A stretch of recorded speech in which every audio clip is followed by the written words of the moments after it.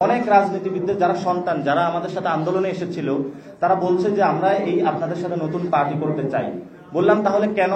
বললো যে আমার বাবা মন্ত্রী হোক এমপি হোক তাকে আমার পছন্দ না, কারণ আমি তাকে ভিতর ঘর থেকে তাকে দেখি যেই ধরনের মন মানসিকতা, যেই ধরনের চিন্তা, আসলে এটা আমাদের বর্তমান যে প্রজন্ম রয়েছে নতুন প্রজন্মের সাথে আসলে যায় না।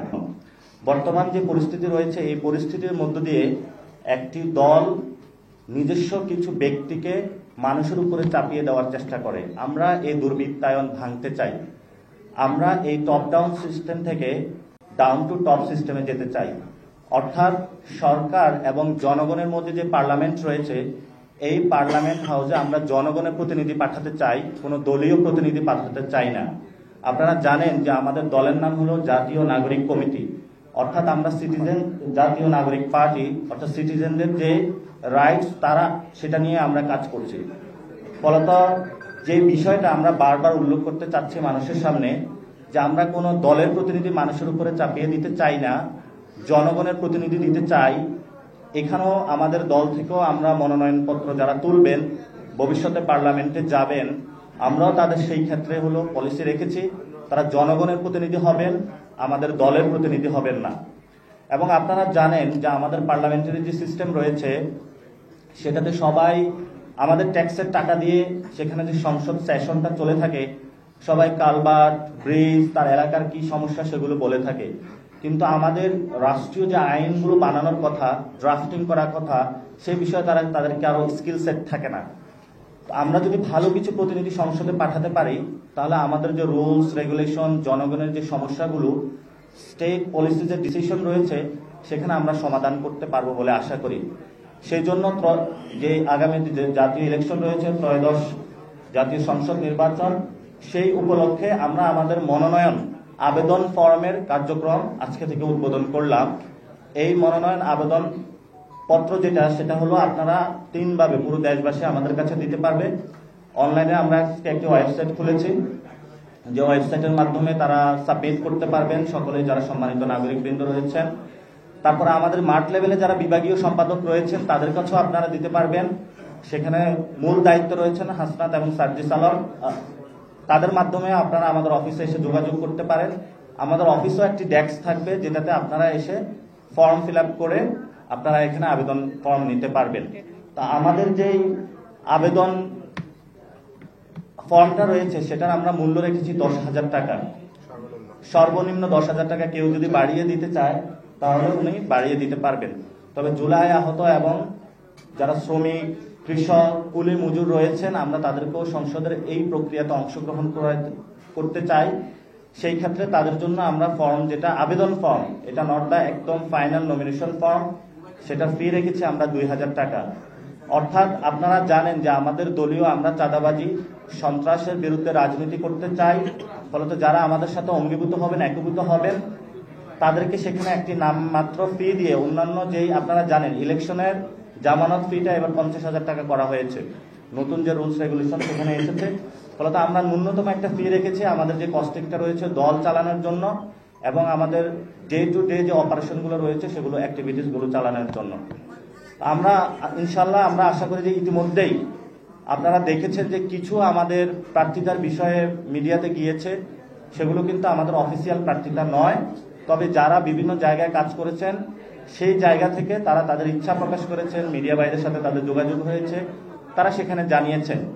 আমাদের আহ্বায়ক মহোদয় বলেছেন আগামী হলো 15 তারিখের মধ্যেই আমরা প্রাথমিক যেই আমাদের মনোনয়ন সেটা ইনশাল্লাহ আমরা আপনাদের সামনে উপস্থিত হয়ে ঘোষণা করব। কিন্তু এর পূর্বের প্রক্রিয়াটা বাংলাদেশের কোনো দলের মানুষের জানা নাই যে কিভাবে এই প্রক্রিয়াটা সম্পূর্ণ হয়। আমরা মানুষের সামনে এই প্রক্রিয়াটা স্বচ্ছভাবে করতে চাচ্ছি। অর্থাৎ আপনি আবেদন দিবেন, অনেক মানুষ রয়েছে, কারণ বাংলাদেশের সংসদে আপনি যদি বড় ব্যবসায়ী না হন, আপনি যদি গডফাদার না হন, আপনি যদি চাঁদাবাজ না হন, তাহলে আপনি সংসদে যাইতে পারবেন না, এই ধরনের কন্ডিশন থাকে ইমপ্লয়েড অর্থে।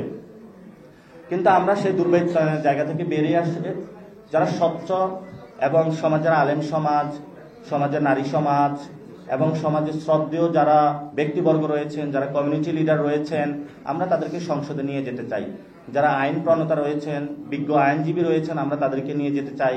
যারা ডক্টরস আছেন, যারা ইঞ্জিনিয়ার্স আছেন, সমাজের প্রান্তিক লেভেলের যারা শিক্ষক আছেন এবং সমাজের গণ্যমান্য যারা ব্যক্তি রয়েছেন, যারা একদম মানুষের প্রান্তিক লেভেলে যাদের যোগাযোগ রয়েছে।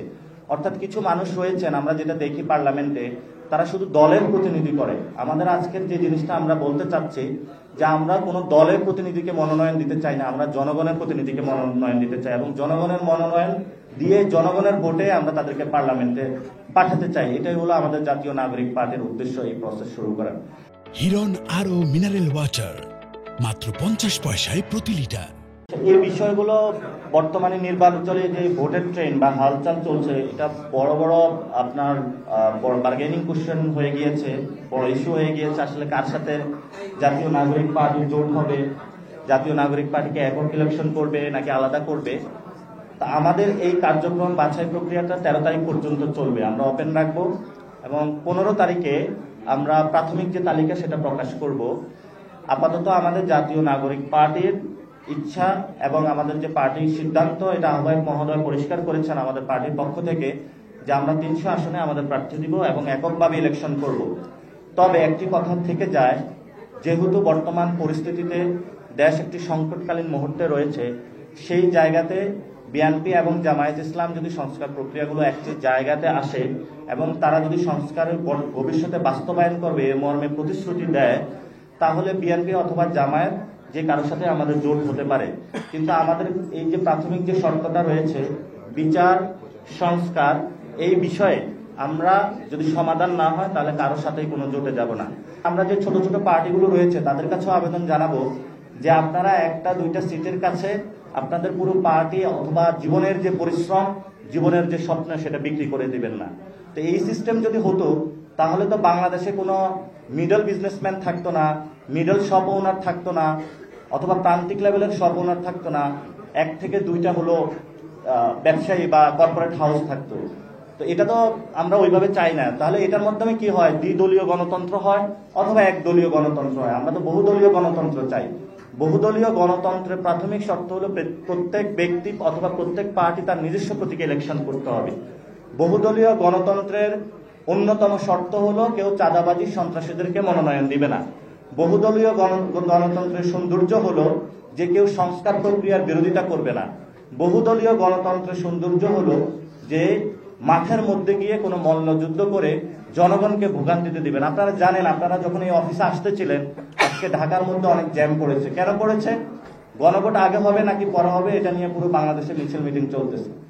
আবারে আপনারা দেখেছেন, আমি মেয়র হয়ে অফিসে বসে গিয়েছি, আমাকে দেয় না কেন, এটার জন্য পুরো ঢাকা হলো অচল করে দেওয়া হয়েছিল। এই ধরনের অচল ঢাকা বা বাংলাদেশ আমরা আর নতুন বাংলাদেশে দেখতে চাই না। এই জন্য সকল পলিটিক্যাল পার্টির প্রতি আমরা আহ্বান রাখবো যে আপনারা এই ধরনের রাস্তার যে ফাইটটা রয়েছে বা রাস্তার যুদ্ধটা বন্ধ করেন। আপনাদের সামনে তো সুযোগ রয়েছে, আপনারা অফিসে আলোচনা করতে পারেন, ব্যবসা বাণিজ্য একসাথে করতে পারেন, নিজেদের ছেলে মেয়েকে একসাথে বিয়ে দিতে পারেন, বিয়ের অনুষ্ঠানে আমরা একসাথে দেখি। তারপরে হলো নিজেদের যখন স্বার্থ সংশ্লিষ্ট কাজ থাকে সেখানে আপনারা একসাথে হতে পারেন। তাহলে রাষ্ট্রের যখন এই গুরুত্বপূর্ণ সম্পর্কটা আসে সেখানে আপনারা কেন একসাথে হতে পারেন না? এই জন্য তাদের হলো মন মানসিকতার পরিবর্তন করতে হবে। বাংলাদেশের যারা সিনিয়র সিটিজেন রাজনীতিবিদ রয়েছেন তাদের প্রতি আমরা সম্মান রেখে বলতে চাই যে আপনারা যে প্রক্রিয়ার মধ্যে দিয়ে যাচ্ছেন, আপনি যখন বাসায় যান আপনার সন্তানকে আসলে আপনাকে রাজনীতিবিদ হিসাবে সম্মান করে কিনা, এটা আপনাদের কাছে আমাদের প্রশ্ন থাকবে। আপনার বউকে আপনাকে রাজনীতিবিদ হিসাবে প্রশ্ন করে কিনা, সেই প্রশ্নটা আপনাদের কাছে থাকবে। অর্থাৎ নিজের সম্মান যদি আপনি নিজের ঘরে না রাখতে পারেন, আমরা দেখেছিলাম অনেক রাজনীতিবিদদের যারা সন্তান, যারা আমাদের সাথে আন্দোলনে এসেছিল, তারা বলছে যে আমরা আপনাদের সাথে নতুন পার্টি করতে চাই। বললাম তাহলে কেন? বললো যে আমার বাবা মন্ত্রী হোক এমপি হোক তাকে আমার পছন্দ না, কারণ আমি তাকে ভিতর ঘর থেকে তাকে দেখি, যেই ধরনের মন মানসিকতা, যেই ধরনের চিন্তা, আসলে এটা আমাদের বর্তমান যে প্রজন্ম রয়েছে নতুন প্রজন্মের সাথে আসলে যায় না। এই জন্য আমরা তাদেরকে আহ্বান জানাবো যে নতুন প্রজন্ম কি চিন্তা করে এটা আপনারা বুঝতে শিখুন।